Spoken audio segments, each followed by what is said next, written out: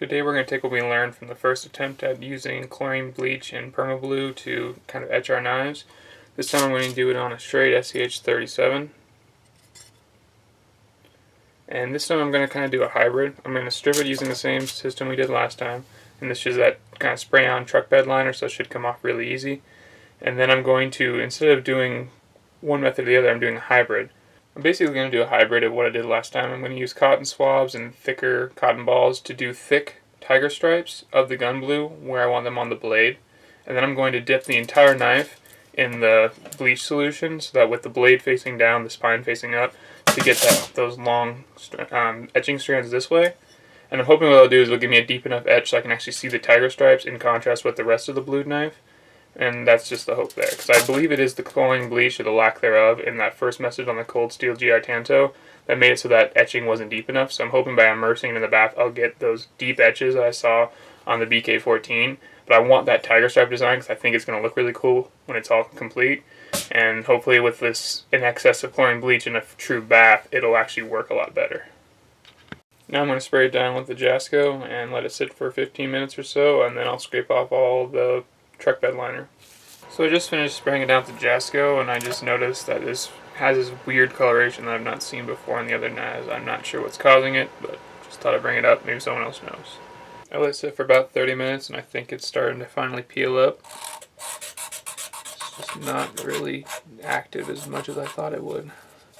Some of that cold steel more than the Becker. But I think I can scrape it off.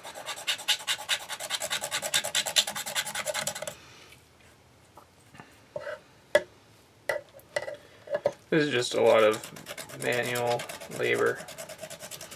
You can see it coming off, like right there, so it's just a matter of time.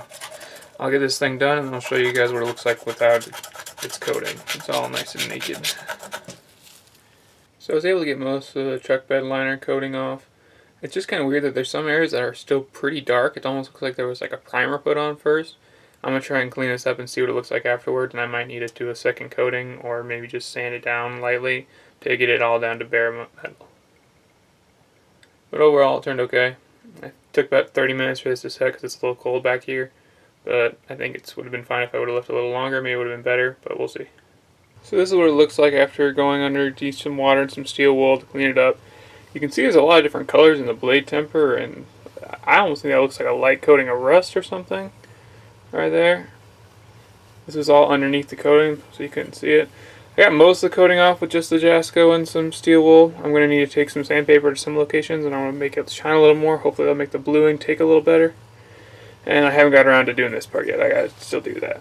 This chimping is going to be hard to get all this off. But I'm just going to use some sandpaper and get to work, and I'll polish this back up. See what it looks like. This is what the knife looks like after a bunch of 80 grit sandpaper discs that I have. It took a while to get it all cleaned up, but I finally got rid of that kind of rust patina look, and now it's all pretty much the same flat shine. This was really fun. Wouldn't get it. And I admit I cheated. I used a Dremel tool to get into these chimping because I just couldn't do it with sandpaper. But now at least it's all uniform shine, and now I'm going to start doing it to like a 15 grit high polish, and then I'll apply the bluing etch.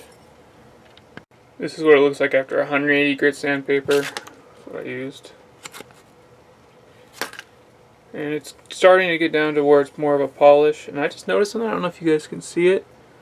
But right there you can see these weird diagonal tooling marks in the steel. Maybe it'll come out better with a higher polish. Here's a close-up of those tooling marks just above the blade. I'm not sure where they're coming from, but they're kind of becoming more distinct once I start getting polished. And this is after 240 grit. It's getting pretty close. I gotta retouch that up. But I'm thinking I might just do one more step up and then apply the bluing. I don't think I need to get it to like the highest 3000 grit polish before I apply the bluing because it doesn't really matter. I just want to try and get it smoothed out. And I was really just trying to get rid of that patina and then remove any of the scratch marks afterwards. But it's looking pretty good now. SCHF37. Kind of cool. Just got to the 400 grit, and the tooling marks are still pretty visible. I don't think they're ever going to go away. But my scratches from the 80 grit to get rid of all that rust and unevenness is almost gone. I think I might go at least one more step. This is still kind of showing. I think I should back down and redo this. And then I might even step it up to 1500 or 600 and 1500. I haven't decided yet. So this is it after 600. I'm happy enough with this. There's only a couple scratches visible still, and I think it's time to start the bluing process. So now I'm going to apply the gun blue and using kind of a rolled up cotton ball. I'm going to do some kind of like broad tiger stripes. And what I'm hoping is when I dip this entire thing in a chlorine bleach bath, having all that chlorine there will actually allow it to get a deeper etch on those tiger stripes. And I think the rest of the blade is probably going to start rusting too. But that way I'll have something just like after I polish it down, I'll have the bluing, just plain bluing, and then an etched blued area in tiger stripe, then just the bluing, and then another etched tiger stripe. And that way I have kind of a repeating pattern that hopefully will look pretty cool when it's all said and done. And so now I'm going to start doing that.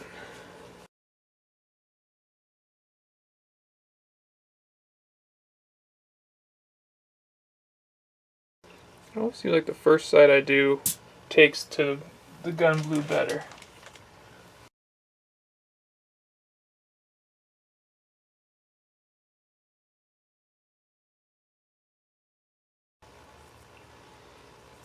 Okay, it's finally, I had to reapply it quite a bit and I had to like shake it up, I'm not sure why. Now it's finally actually kind of taking. It's not as dark as this side, but it's taking at least.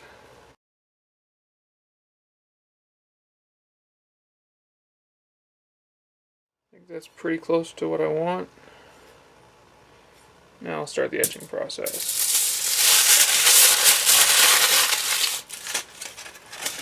For that, I'm going to use a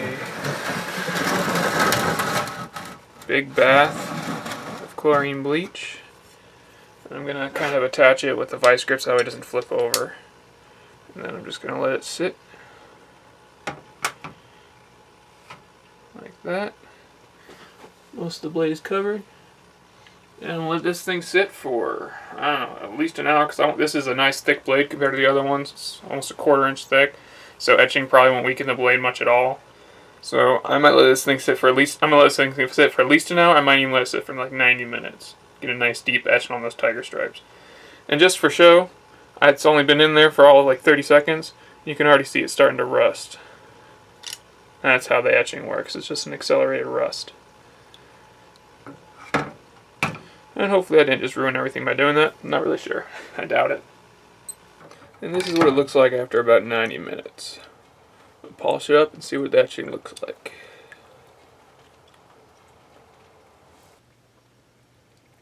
So this is what it looks like after about 90 minutes, and I just took off some steel wool to get rid of the rust. It has the tiger striping, but it's not really as pronounced as I thought it'd be. It's really hard to control this stuff. It's like almost where I put the bluing, that's almost where it's flattest, and like right on the edges, and even in the middle, that's where most of the etching was. It's almost the exact opposite of what I saw before. I'm going to polish it up and see if it shows up any better with an actual high polish. So this is what the knife looks like after that polish, and I really think you can see the tiger stripes a little more. It's a lot more random than I kind of intended, and it's really, I mean, there's a tiger stripe here, there's a tiger stripe here and here, so it's where I wanted them to be. They're just not as distinct because even between the tiger stripes there's still kind of the pitting between them, but at the same time it kind of looks pretty cool. I'm wondering how it'll take with the actual bluing compound added on. So that's what I'm going to do now.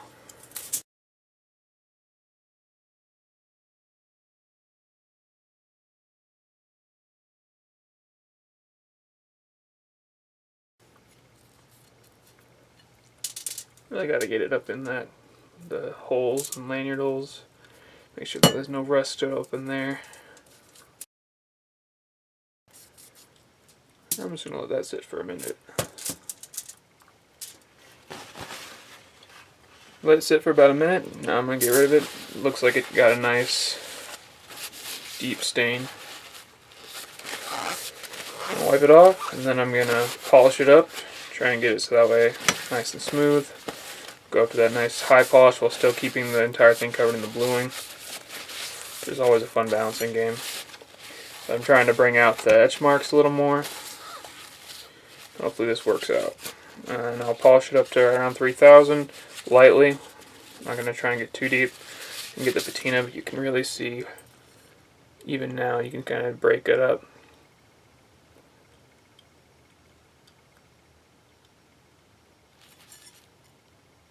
The the polish, hopefully these all stand out a little more though. So here's the SCHF37 with the attempted tiger striping. You can kind of see where the stripes are, but it's just not distinct. But the bluing is treated the metal, but I lightened it up quite a bit, so it's just barely there, but it should stop rust, and you can definitely still see the etches pretty nicely. This side's not quite as distinct, but it's there. And now I'm going to oil it, for hopefully the last time, and then put some handles on, and we'll see what it looks like. So here's the SCHF37 all put together, and I think it turned out really good. You can definitely see the distinct tiger stripes of the etching. And it turned out this side's not quite as deep or pronounced, but it still looks good. This side's great. But I think it turned out pretty cool, if not exactly how I wanted. Still turned out pretty cool. Now I gotta do some field testing with it.